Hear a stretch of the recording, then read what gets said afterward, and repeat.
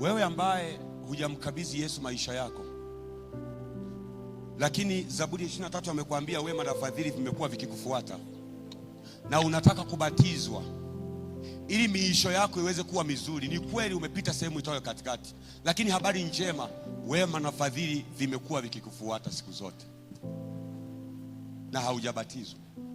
Na leo kuna ubatizo. Kwa nini usimpe Yesu maisha yako?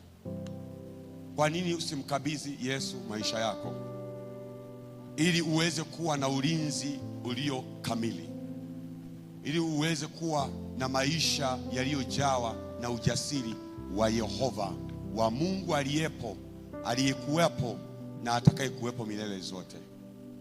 Maana ni kweli Yesu alitufia wote, lakini kuna neema kwa wale watakaompokea, watakaolikiri jina lake kwa njia ya ubatizo.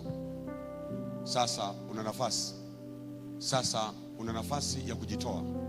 Waimbaji wanapoimba wimbo huu, tembea uje, tembea uje, ili umkabidhi Yesu maisha yako. Maisha yako, destiny yake ni katika meza ndefu nyumbani kwa Bwana.